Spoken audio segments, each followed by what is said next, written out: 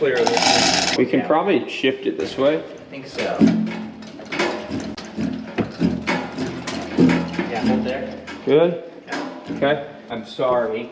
No, it's all good. We'll make it work. I think that's for the best bet though. All right. Yep, it's in its hole.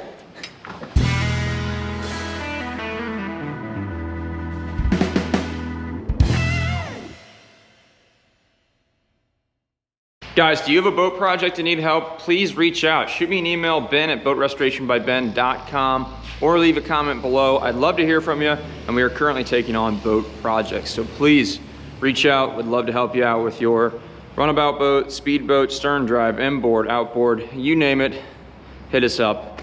We got a full shop running, so looking forward to hear from you. What's up, crew? We are back on the Wellcraft 33 Coastal, and it is time to get motor number 2 in its hole, set, bolted in, and it has not been without quite a bit of trial and tribulation with broken drill bits, drilling out custom motor mounts, and getting all the wiring and everything set as it should be, as well as alignment. So here we go, a video on the 1996 Wellcraft 33 Coastal. Let's get into it. If you want to go back and watch how we've gotten to this point, go check out the other videos for the Wellcraft build, but otherwise we are full steam ahead to get this second motor in. The first motor is set. Harry's got all of the mounts drilled, mostly. There's still one to do. These have been a big old pain though. So lots of broken drills and bits because once you get these in, I mean, we'd have to pull the whole motors out just to remove those and take them back to the drill press. So we're doing it all by hand. The time calculation didn't quite make sense to pull the engines back out, but here you go.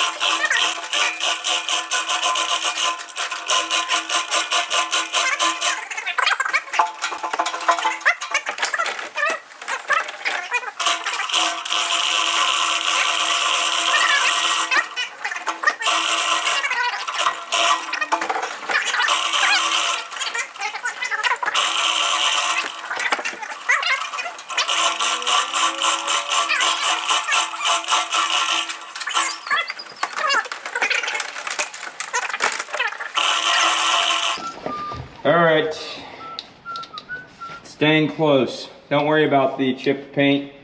We've got a cat yellow to touch things up once the motors are in, and you know, we can beautify everything.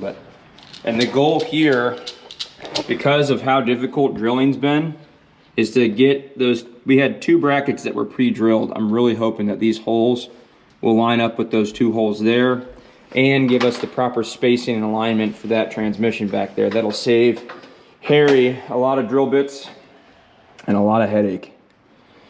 Seriously, we have cooked through bits, and that's not even half of them. I mean, we've probably gone through $400 worth of drill bits, and Harry's drill actually exploded yesterday, so it's been fun. Lots of oil, slow speed, it's still just not enough. Yeah, I mean, even when these guys were on the press, we had to make all of the holes bigger, 9/16, to fit the lag bolts that are in. Even on the drill press, we were breaking bolts, or breaking bits at once every 2 or 3 plates. You happy with the rear mounts? Golden. All right, here we go.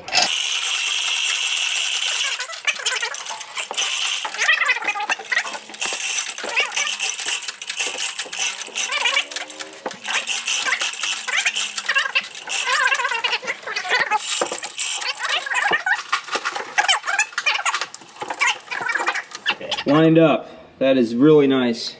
Kind of feel like we should just leave it where it's sitting, you know? I agree. Unless you can kick the mount over and have it line up. No, I don't think so. No? I don't think that much, can we? Where were the holes? They looked like they were further forwards than the other ones. Were they? That's what it looks like. Let me see if I can feel. I'm okay with putting the bolts in there, and then we'll play around with the ones on the inboard stringer, where it's easier to mess with them. Yeah, absolutely. All right, let's do that. Let me pop these out real quick. I gotta lift up a touch. Good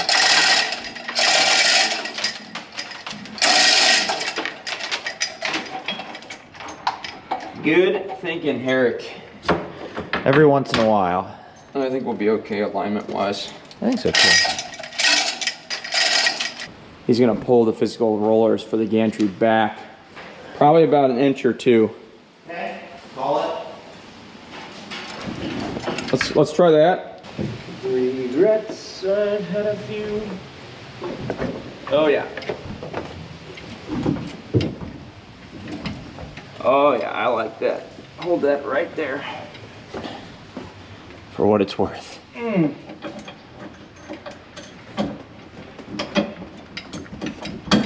Yep, it's in its hole. Was the other one lined up? Oh, the other one's short. What the heck? The other bolt? No, the hole. The hole is drilled short, like half an inch. I can see half a hole. Oh, it doesn't line up. No. Well, put one in there. I got one in. All right. You all right with that? Yeah. All right. Yeah, I'll make that work. One is in. And I would say that hole you're using now, the motor mounts are sitting further back on the plates, which matches The other side. the other side very Yeah, well. they're sitting about level as well, or level. Same for these here. Sweet. And yeah, those won't line up to a hole. All right.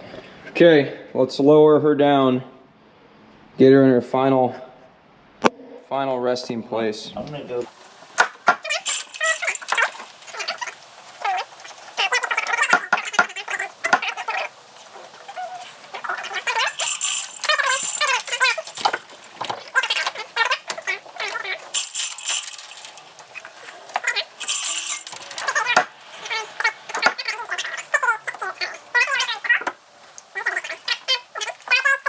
So if you look at this, you can see that as the coupler's sitting right now, there's a gap, and the gap gets wider at the bottom. So what that means is that if the front of the engine goes down, it'll pinch that off. Now, what you also don't want is you don't want your shaft sitting on the bottom like that, wearing your seal out here. You don't want it cocked all the way up, because we could pull that gap out by bringing the back of the engine up as well. But you want it to sit right about in the middle, which is where we are. Can we try bringing the back up just a touch in the spirit of not messing with the fronts? Yeah.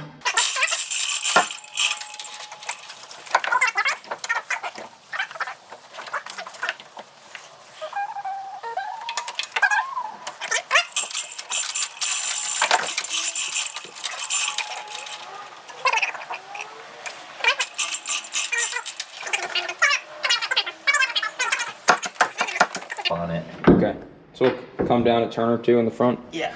So the reason why I didn't want to touch the fronts is because these bolts are coked in paint and probably haven't been turned in a while. So I wanted to keep them original, but we're gonna have to bring them down a touch. Up with it? Yeah.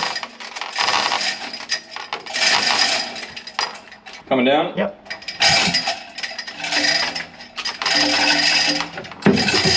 You are loosey-goosey. So much easier on a Yanmar 2 GM. Yeah? Yeah. Where you can just pick it up by hand. Just plop it down. Oh, the physical engine. Yeah. On a very small sailboat engine. Very small sailboat engine. This is not a very small. Or even a small block Chevy is easier. Engine. But it's okay. Cranking that one up. Here, I'll take some tension off. All right. All right, I think this thing is about where we want it. Harry and I now have to do the terrible, daunting task of drilling out the remaining holes because there's nothing uniform about these new brackets and where the holes sit. It's all based on alignment, so you can't just set it and then force the coupler into the spot you want. The coupler kind of decides everything in this case. So the engine sits how she wants to sit, straight in the boat, side to side, and then up down based on the coupler's angle. So we got that right. He did it on this one as well, so that is a win. The general rule of thumb is you want like a 8/1000th feeler gauge to not be able to fit around the coupler when it's there. You can use, if you want, you can use a business card or something like that. Right. Yeah. So, cool. we'll get this one set. We were just talking off camera, but now that the engines are in with the gantry, our last big effort here, knowing that these things aren't going to come out again, is we're going to set those two big chairs, fish boxes that sit over the engines on the deck here. We can lift those with a couple guys once the boat is in the water, because we're going to want these off, especially when we're doing our testing and tuning on the boat. Or we're going to want these exposed so we can get in here when we're doing our testing and tuning. But we'll put the big fish boxes back on the deck, and that way we can get this gantry over to the new shop. All right, full game plan. We're going to pick up batteries for the boat so we can put the fish boxes on the back, because we'll lose our access to where we're going to put batteries once we put our fish boxes on the back of the boat. So here we are in the 79 Bronco, the grocery getter, going to acquire some batteries. I love this truck. She's still warming up, but top off 24/7 because it stays in the garage now. Love that. All right, huzzah. 8D batteries secured. Twin 1400 cranking amp, 8D, big boys. So we'll pull those up. Harry and I are just going to muscle those things. And AMG, of course, and they're the Life lines, so they are really high quality batteries. So anyway, we'll muscle those up, get them in the fish boxes before we go ahead and snag our hatches that are sitting there. Before we crowd up our last usable sitting space, which is right where the batteries are going to go, we're going to do some hose management back here. So routing all of our drain box hoses, our fore, aft, and mid bilge pump hoses, you name it. We got Harry in the cubby hole right now, and I'm just trying to get up and out of the way. But this is kind of hard to show you guys. I mean, I have fish box macerator hoses. Oh, hello. How are you? Good to see you down here. So you see what I mean? I'm sitting and he's sitting right where those batteries will go. Once those are here, we lose all of our room to operate. Yeah. So anyway, we've got drain, drain, drain. Some sort of macerator hose, which we'll leave for later. These two hoses are the drain hoses for these aft blockers, I believe, on your side. Sweet. I wonder if this was the generator exhaust. Oh no, I bet that is. Just look where it's running. It's above the water line. Well, there's one back behind the exhaust over there. I've got a generator exhaust hose in a bin. Okay. So we'll just temporarily run that in. Temporarily. Yeah, so we can block it off. And later. just cap it, because no generator. Generator would go right here, guys. But we don't have a generator right now. So, yeah, main harness, battery hookup. We'll have our ground hookup shortly for this side. Yeah, I bet this is generator related, Harry. Yeah, look how Jackson Pollock just painted this thing. It's crazy. Yeah, I know. All right, it's dark. You guys can't see. These are just drains for boxes. So we'll hook those drains up and get this cleaned up and then get our batteries in. All right, so welcome back to the bilge of the Wellcraft. My current job is taking all of these hoses and trying to get them back into their homes where they were taken from when the madman went and Jackson Pollocked the working spaces down here with white paint. So we're starting out taking the bilge pump hose. I'm going to go out on a limb and say this strap goes here, and then it follows this run up. There's a loop behind the muffler there, and then it comes out over here. So I'll try to set the camera up somewhere so you guys can see the exhilarating world of taking paint out of all these screw heads and finding new clamps to put here for all the broken ones. And there we go.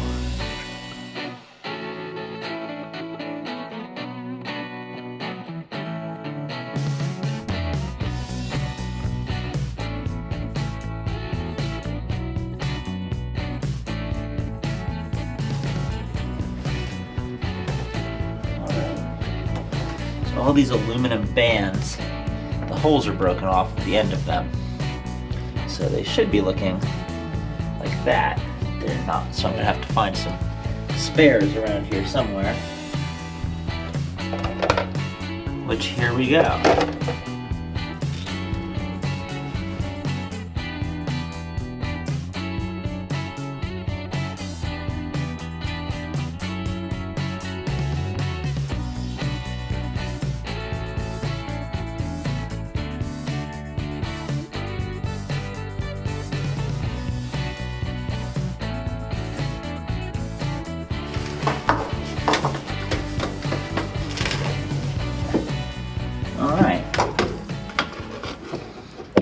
So somewhere back here,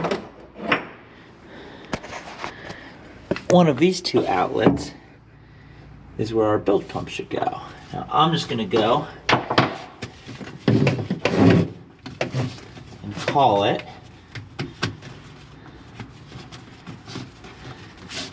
and say that it's gonna be this one right here. Executive decision made.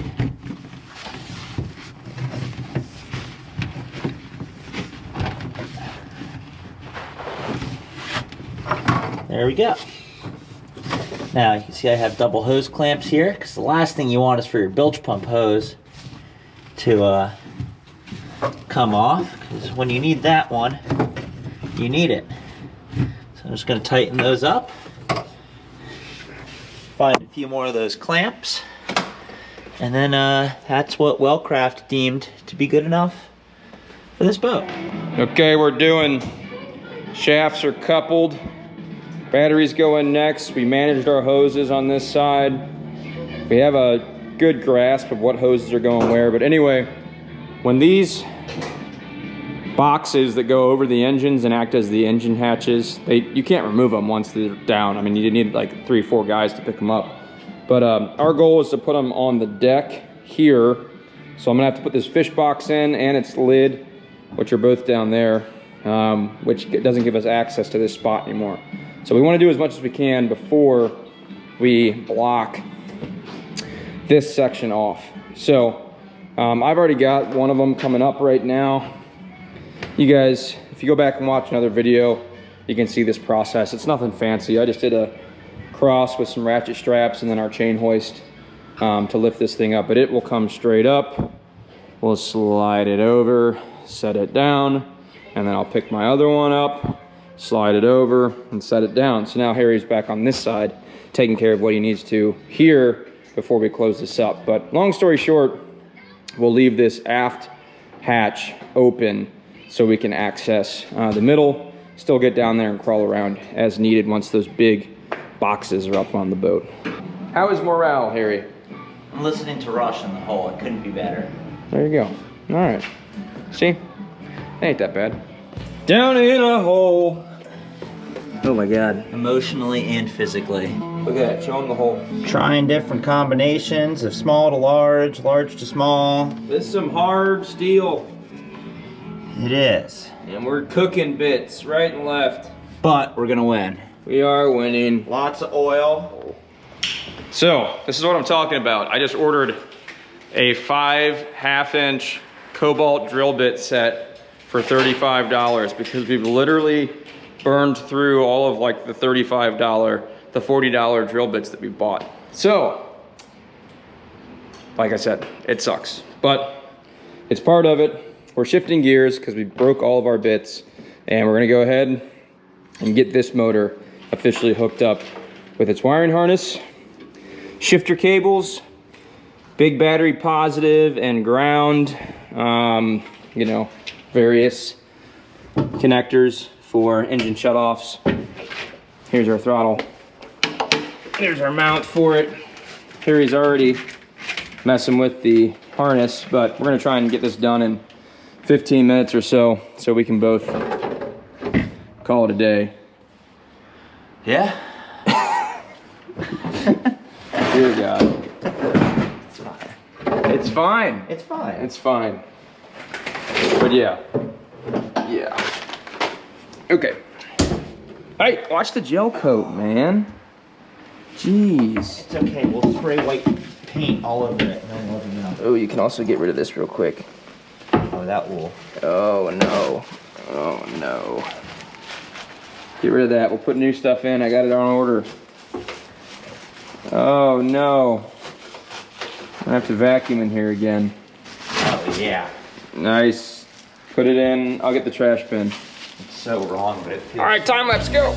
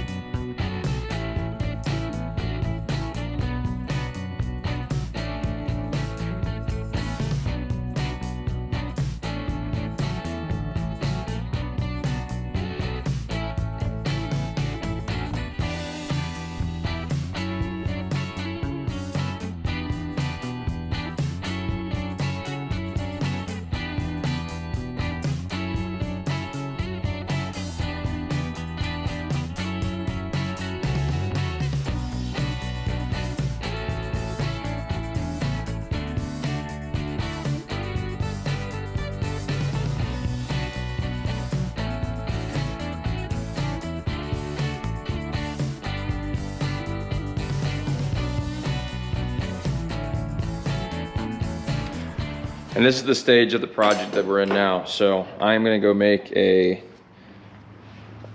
Ace Hardware run to find a bunch of different connectors and fittings that we are actively missing / are broken and need new ones of. So I need a plug for one of the engines. I need a plug for an old thermostat. Threaded spot. I need a 8/32 nut. I need a bunch of 1024 nuts and bolts. Need a new ground cable connectors for the ground wires on the starboard engine. And then we need a cap for an old oil pressure feed on the side of this sender. We've made all of our big milestones, minus one more hatch into the boat. But now at this point, it just kind of feels like piddly stuff, but that's a lot of what these projects are, is you get a bunch of the big stuff done, and then you gotta grind to get all of the little tiny things buttoned up, secured, sealed, wired up. I mean, you name it. So there's just a lot of hours left here cleaning up what's hooked up to the engines, as well as our batteries and cables and hoses in the aft section of the boat here. So kind of hard to show you with it being dim in here, but I just wanted to give you kind of a talk through of what the next stage is for us, and that is just a bunch of, you know, scurrying around the bilge of this boat, securing loose ends. We are, like I said earlier, going to put firewall material in the boat as well. That is sound deadening material, so that'll help out a lot with the sound once we're done. But yeah, lots of little stuff now. Well, here you go. We spared you a lot of the monotonous stuff. I mean, we put new portholes in for the customer, and let me cruise up here, get some lights on. We pretty much have this boat wrapped up. So both engines are in and buttoned up. We've got the hard top moved back, bolted in place, sealed up. Steering is fully bled and working. Shifters are all great. Helm is back together. We did go ahead and move our second seat, live well, engine box, whatever you want to call it, over and onto the deck so we can slide it up once the boat goes to the water. We're at our final stages here, so I'm waiting for some 2-inch water intake hose to come so we can get our newly gasketed and installed strainers. You can't really see them, but they're back there in the darkness behind our new transmission cooler lines. Exhaust bolted up. I mean, every bit of wire, harness, all of our fuel lines, all plumbed in. We rebuilt our valve structure here. Got our rake cores plumbed up. New filter elements will go in there. Tanks are set. Ooh, our shiny new firewall material is on. So we got all that sorted. Charger mounted, lights mounted, shifters mounted, anything that zip tied or was up there in the past. And our new freshwater pump going in, get some new PEX tubing for that. We are really, oh, not to mention, probably about 150 to 200 feet of new green grounding wire for everything in this boat. So everything has been regrounded to its original spot with new bus bars, and then obviously grounded back to the main blocks for our anodes in the back of the boat. Engines are grounded, etc. So slap some bottom paint on it, and it's time to get this thing out of the shop. I mean, not a whole lot more that needs to be done on this boat. We're approaching the end of this project, and it's finally time to get this thing on the water. So that's all we got for this video. Gonna go ahead, get everything buttoned up that we need to in here. We've been stalling on installing batteries because it's our last little bit of space for crawling underneath the engines. And here, hang on, I'll show you down below real quick. Getting in the hole, but there you go. One battery goes there, another battery goes there, and here's our access to our strainers and our transmissions at the back of the engine. So we've left those out so we didn't have to crawl over them in the time being. But I think, you know, we've gone through this boat probably 4 times now. We need to go through it again, make sure all hose clamps, fittings, lines, everything is plumbed and hooked up correctly. There's some of that nice grounding work that we did for all of our new grounding cables. So just a little example there. Here's our couple examples of our strainer. We've got the intake hose already coming off from our main through hull fitting into our strainer, new gaskets for that bad boy, and then a good shot at the back of one of our ZF transmissions, all hooked up to the coupler, perfectly aligned, new transmission lines. And I need to get our dripless shaft seals tensioned, so pulling that ring down, tensioning the dripless shaft seal, and then actually connecting that line there to, I believe, a fitting off of our raw water passage up there. This needs to be pressurized to keep that seal on, and then those are going to stay closed for now. That's a generator pickup. That is a raw water pump pickup we need to plumb, which that new pump is sitting over here. So, ooh, and look, I found my light that I've been missing forever. It's just been sitting down here. So a lot of good stuff that wasn't in this boat before that we've got back in place now. I am very happy with the progress that we've made, and overall cannot believe we got this boat put back together. I really appreciate you guys following along. Hopefully you enjoy this work, and we'll catch you guys in the next video. When it comes to the 1996 Wellcraft 33 Coastal, this boat, you won't see it again until it comes out of the shop. So thanks for following the journey. Next steps to get this boat on the water. We'll catch you guys next time. This is Boat Revival by Ben. See ya!